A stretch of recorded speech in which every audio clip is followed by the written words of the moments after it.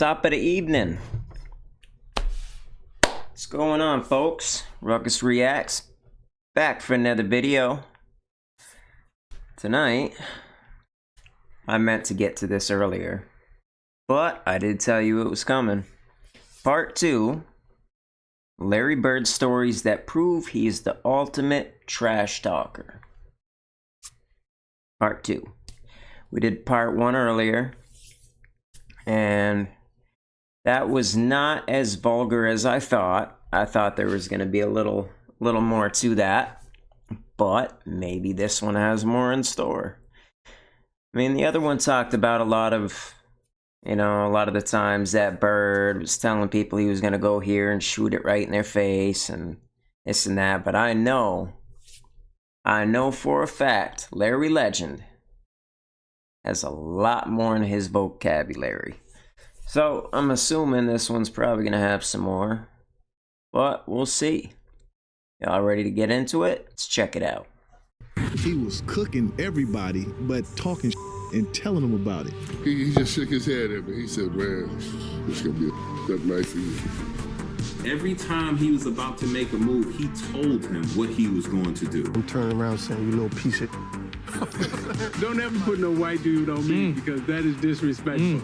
He never stopped talking trash. Never. Right. Like our coach would call timeout and we're going to do this. And like we walk on the court and Bird just looks at me and goes, no, give me the ball right there. There's a story going around where K.C. Jones was drawing up a play, and you guys were all in the huddle, and I guess he was having a hard time saying it. Larry told him, hey, give me the ball, the rest of you guys get the hell out the way. You know, we're trying to exploit a matchup. McHale's having an amazing game against Milwaukee. I remember in Milwaukee, so we're running a post-up for him against Marcus Johnson. Kevin was the one that had the hot hand. But as we all know, Larry's the man, and that's Larry's team. But KC was torn between drawing up something for Kevin because he had the hot hand and not offending Larry. So he's very upset with that, so I diagrammed the play. He says, head with the play, Case. Why don't you just give me the ball and tell everybody to get out of the way? Give me the ball and tell all the rest of the guys to get out of the way. I said, shut up, Larry. Fuck out of the way. I'm the coach here. So I set a cross screen for McHale, comes in the post, I come off a down screen, and I look up and I go, he ain't passing the ball. He's just holding the ball, like looking at McHale in the post like this, and then boom, just shoots the three and makes it. And from that time, I learned to run Larry's play, not the coach's play. So Larry just took the F over, and that was the end of the X and O's. Larry knew me since I was a sophomore because we would go up there. It's not illegal to go up and be at a camp in Marshville, in Boston, and you work in a camp, but really you're there to play against those nighttime games. So Larry knew who I was, and I get in, Chuck Daly has me starting one time, and Larry looks around and goes, "What's up, Sal?" I said, "No." He goes, "You on me?" I said, "Yeah, I got size on you right now. I've been watching every movie." He goes, "Y'all not double teaming?" And he's looking around. I go, "Nah, it's just me, fella." He goes, "Mouse in the house, mouse in the house." And they change the play, and he catches the ball. He does this, and he shoots it. He says, "Sal, you better ask for a double team, bro." I got 2 quick fouls because I'm smart like that. And he hated Bill Laimbeer. So when you got a guy that hates somebody, he's playing for entirely different reasons. I mean, everybody's seen the footage. Our back line at one time, it was Kelly Tripucka, Bill Laimbeer. See that mustache? 3 white dudes. 2 of them I ain't never heard of.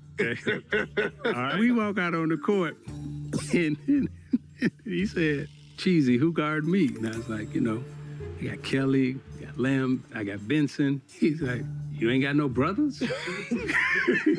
Like you disrespecting me. That's what he said. Straight up. That's exactly what he said. He said, "Hey man, you can't put no white dude on me." Hey, that is straight disrespect. Right? So check this out. So the next year we come back, I said, "I got somebody for your ass," right? Yeah. He said, "Who you got?" I said, "Robin." He said, "Okay." He's a little better. Denny. Don't ever put no white dude on me because that is disrespectful. But you know what, though? I know he walked out on the court one time, somebody said, "Man, look at this white boy on me. He can't guard me." And Larry served him. All you know the what I'm saying? time. So I'm pretty sure he heard that before, too. The trash talk coaches taking the ball out of bounds in front of their bench so the whole bench can hear him. Right. And go like, "Hubie, this all you got for me tonight? Like, you got no one else that can guard me? This is getting ridiculous, And then Hubie would put in, like Johnny Newman would be running in the game. He goes, wait, are you serious? That's the guy you're putting on me? Hey, what you doing out here? You gotta call somebody else. I even heard him tell the coach, hey, look, coach, you better get somebody else out here to grab me because I'm killing this guy. Or he'd say, Danny, give me the ball, or DJ, give me the ball. I got this guy in the torture chamber down here. Why the guy was standing right there listening to him say it. We was playing Boston Celtics, so the great Larry Bird. You know, I'm from Indiana, Larry's from Indiana. I knew about the history of Larry, but I didn't realize how he really got down. Another time that was where we was playing, he had like 42. Kid was a freshman. I was going to say, you reminded me of a story when I was talking about Bird apparently was playing one and just torching him one night. I think he had 35, and as he's shooting the ball, He told Sean Kemp that I'm the best player that ever come from Indiana and shot a three-pointer in his face. I'm the greatest player ever out of Indiana. And he says that right as he's shooting, and of course the shot goes in. All that. We was like, Larry Legend is at it again. That's true. It is very true. Man. Ice cold. You know, Larry, hey, man, first of all, we got to Boston that night. I knew something wasn't right. I saw an X-Man, and he was limping around the court a little bit like he was sore. David McDaniel. I figured he did all right, but I go to the game on an early bus. I get there, they say, hey, Sean, They say Davy McDaniels? I wonder if it's related to Jaden McDaniels. Cause I know they got like a lot of juniors. They got like Scottie Pippen Jr. Who else they have? They got a couple juniors. Why am I blanking on them? Obviously Bronny. Got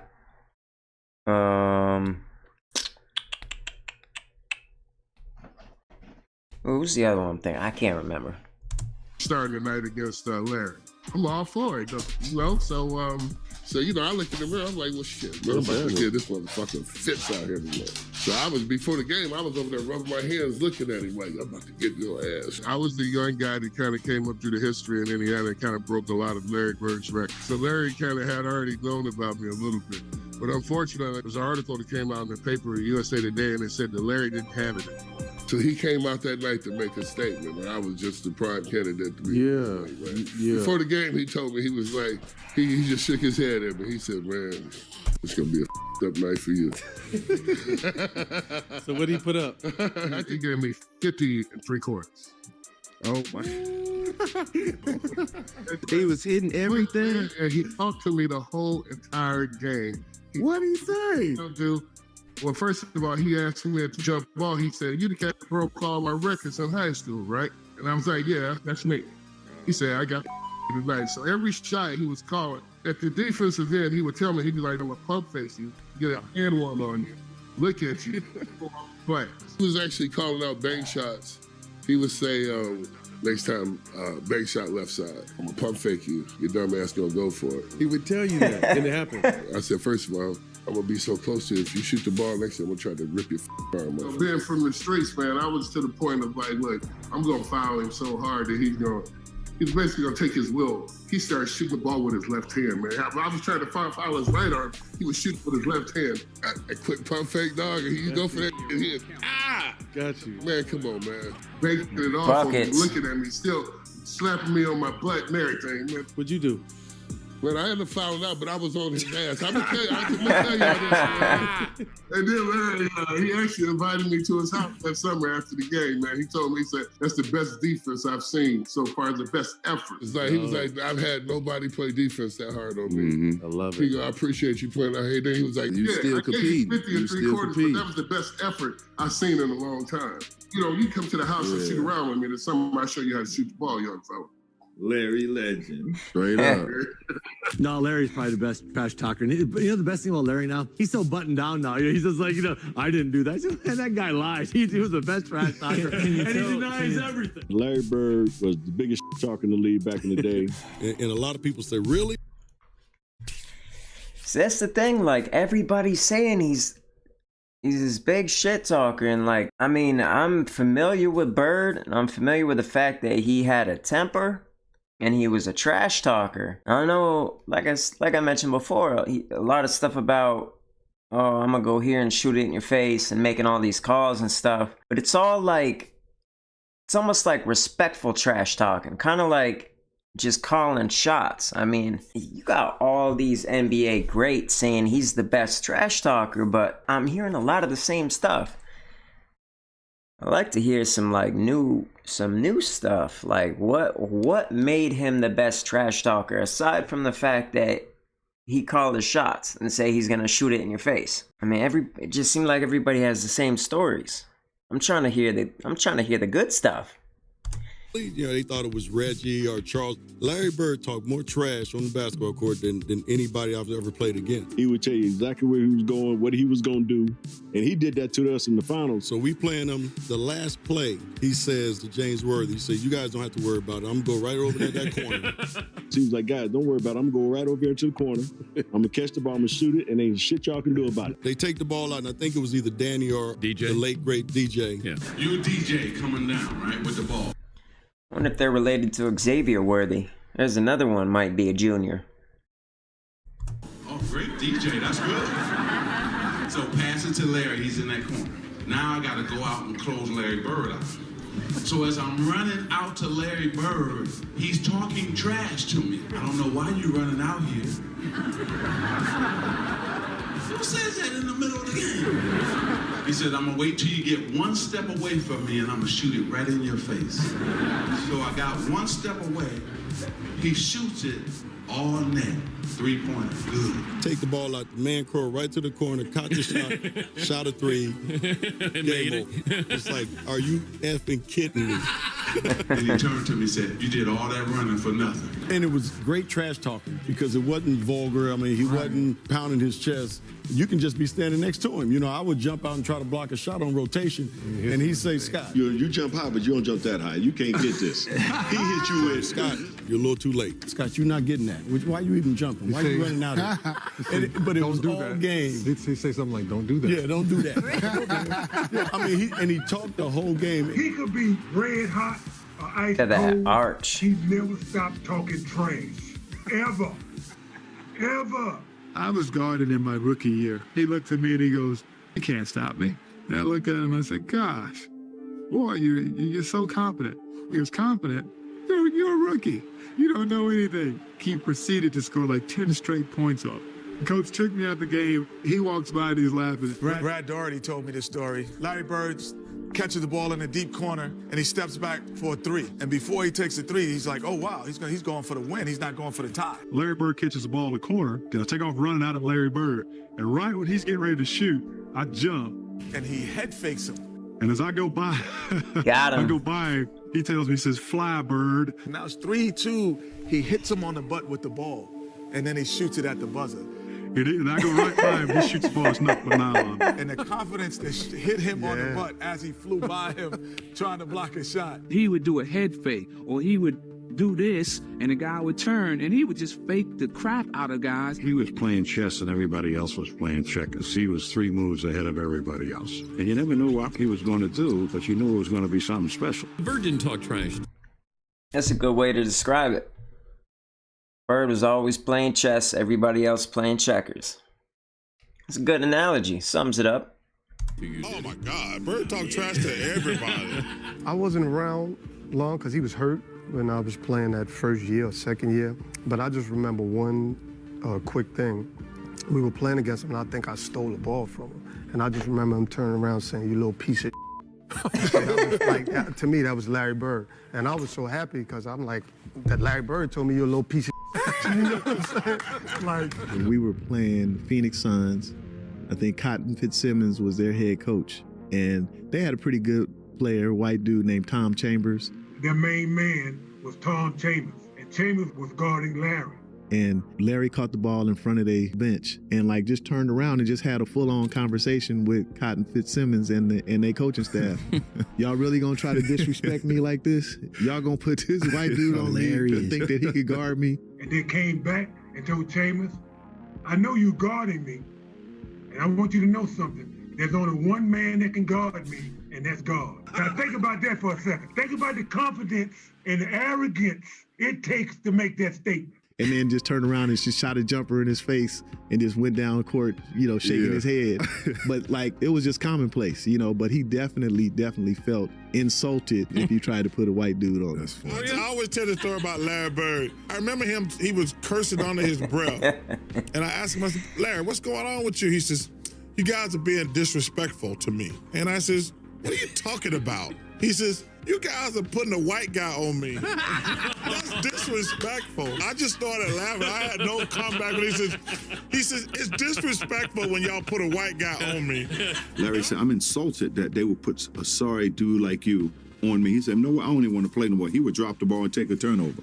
And I'm looking at this guy like, he's nuts, See, it ain't even a brother thing or a white person thing. I mean, I thought I always saw he said that about white dudes, but I guess thinking about it, he really said that about a lot of people. Black, white, don't matter. Like, that's all you got guarding me? Like, you really gonna put a white dude on me? Nah, you gotta put a black dude on me. Color really don't matter. Because not all greats are colored dudes. Look at Larry Legend. I mean, there's a lot of greats. Some of these guys, I've only heard their names once or twice, but they were good back in the day. But Bird stands out above all them other white dudes, to be honest. It really does. The story goes that when he played against Denver, they had a guy named John Haslett, a white Look guy, at that really mustache. Good defender, right? Okay. They put him on Larry, and Larry was wearing his ass out. Absolutely. And Larry would run by the bench and tell Doug Moe, who was the coach, get him off me. That's disrespectful. Put a black guy on me. Because when he played back in the day, that's all he played against was brothers. So he was like, I had to torch his ass so they understand. And Larry got on the roll, so I shoot the ball. Every shot was going in. All right, you rush There's that shot again. He was the funniest guy in the league. And Frank is coaching, and Larry says to him, hey, Frank, don't you have anybody on that bench that can guard me? He goes, so nobody out here can. Frank looked out of the bed and goes, no. He was the originator of getting in your face and talking trash. And then you sit there and you go, this guy up in my face talking noise. He ain't that fast, he's slow, but he knew how to aggravate you, agitate you enough to get you out of your game. They used to talk so much trash, man. So I remember we playing them in the elimination game in Joe Louis Arena. And, end of the game, they up like 8 or 9.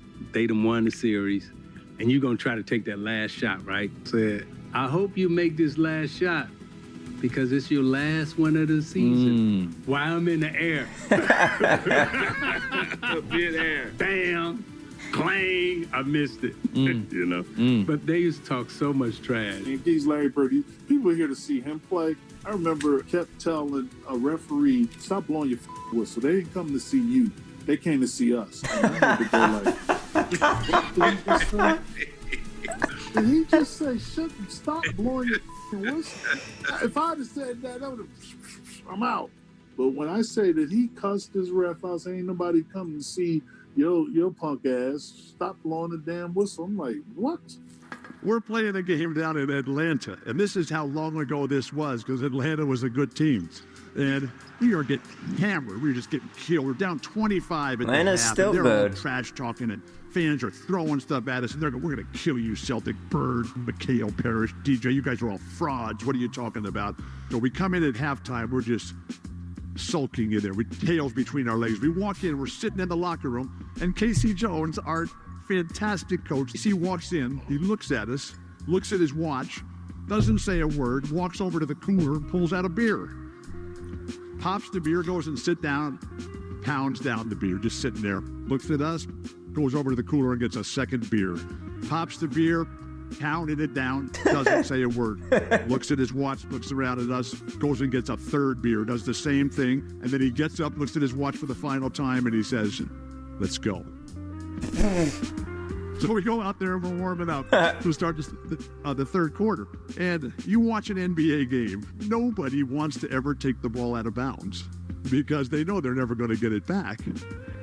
Larry Bird always took the ball out of bounds. He's going to take the ball out of bounds, and that referee comes, and the referee hands the ball to Larry to start the third. We're down 25. Larry takes the ball and pushes it back into the midsection of the referee so that he can't get away. The referee is like startled, staggered. What's going on here? We're all right there, right in front of the Celtic bench. And Larry looks right into the soul, right through the eyes of that referee, and he says to him, "We're not going to quit. You make sure you don't quit either."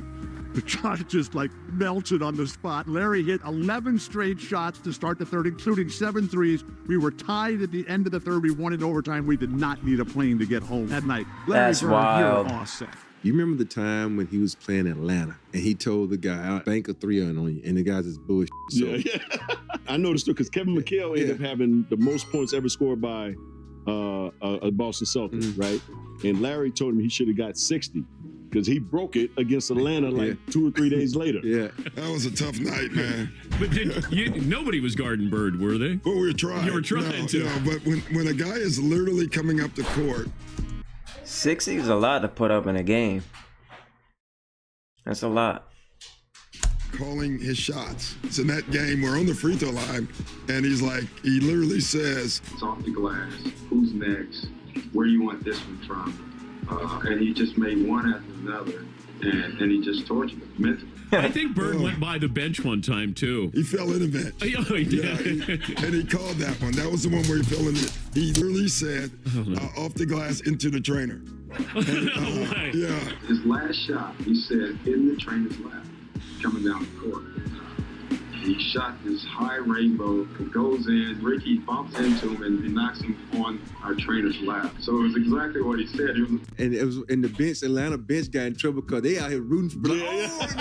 You can see it. I mean, if you go back and look at the tape, you can see the bench. Every shot he made, they're going crazy. Yeah, it was the best film session. Every time when I see Mike, we still laugh. God, it was the greatest film session ever because back then, you watched the real game and just went, with a video, and Mike rewound the celebration 20 times. And they show a shot of our bench. Cliff Livingston and Eddie Johnson are standing up giving each other high five. I mean, everybody was never entertained gets by old. this. Even the guys on the Atlanta They bench. got fined for that, I heard. Yeah. Watch the reactions on the Atlanta bench. Watch Cliff Livingston over here. I think this is Cliff. Larry Bird. Until he wouldn't let it go. It just kept rewinding. Showing the guys, you remember they're giving each other high five. And then somebody falls off the bench. Yeah, too. that was Eddie Johnson. Yeah. Eddie Johnson falls off the bench in laughter, and Antoine Carr and Cliff gives each other high five. And our film session was 20 minutes of that. And so it was a bad night. Larry used to come in the locker rooms. He'd be getting his ankles taped, and he'd say, "Hey, ball boy, run in and go find the scoring record in this building." He needed those kind of challenges. He had accomplished every goal. We hadn't lost a game on the trip. And Larry told all of us players and the media too, tomorrow night's the last game of the trip, I'm going to play this with left-handed at least through 3 quarters. It was at a time when, McHale was still coming off the bench. And so Larry scores his 6th point on a left-handed shot. And I'll never forget it. McHale yells out. And McHale goes, "Hey, Jerome, wait till he starts shooting right-handed." And at the end of 3 quarters, he had 27 points left-handed. Well, left-handed is one thing, but when the game got close, I had to go back to the right one. He could hold all these things in his head during a game. So he'd have a shooting drill at the old Boston Garden. 4:30 in the afternoon. I was an early guy. I'd set up early. The garden would be dark. Late in the afternoon by himself, dark garden, come out with an equipment guy and just do the... I know they showed a lot of the same stuff, and they touched on that in the first part, but to be a right-handed shooter and to make that many points left-handed in the game is wild. That is crazy. I don't know if I could make a left-handed shot if my life depended on it. The perimeter, shoot for half hours. All you heard was swishing. If he missed a shot during that thing, he'd say that the Bull Gang set up something wrong with the rim. Otherwise that would have gone in. I'd get there early, like in my Stone Age computer, right next to the bench. He'd come over, he'd call me Scoop. He'd say, "Scoop, what are you working on?" I'm like, "I'm doing an early story." Then I'd say, "Well, I'm doing an early edition newspaper story about your free throw streak." You are approximating the NBA record for consecutive free throws, so don't miss one tonight or I'll look bad in the paper. Shaq O'Neal sure the fuck wasn't. Sure enough, first half, he goes to the line for 2, and the foul line is lined up right where we're sitting if he looks over. He's at the line. He makes the first. He looks over and winks at me. He looks over and winks at me before he makes the second. I mean, guys don't do that today. And he would... Always thinking about these things. It's like paying off a bet in the middle of a game. He was doing 2 things at once. I'm going to get to that story. My favorite story of all time. My Rick Mahorn moment in Hartford, because it was so crazy. I was sitting there, and Rick Mahorn, he's at the game, and we play a game every year, 1 game in Hartford. So we're playing against Washington. Rick comes out in the halftime. The mayor of Hartford comes out, brings Rick Mahorn's mom out. And the mayor's talking about Rick and Rick's mom. And the bastard just says, all of a sudden, he says, Ricky. Finally, the mayor just leans back and goes, Rick. Kiss your mama. He said, kiss your mama, Ricky. Kiss your mama, Rick. Kiss your mama. And for the rest of the night, that's all we would say. Hey, look. Mahorn, kiss your mama. But Brad, I'm gonna tell you something. You know, it's funny. That's what Larry Bird.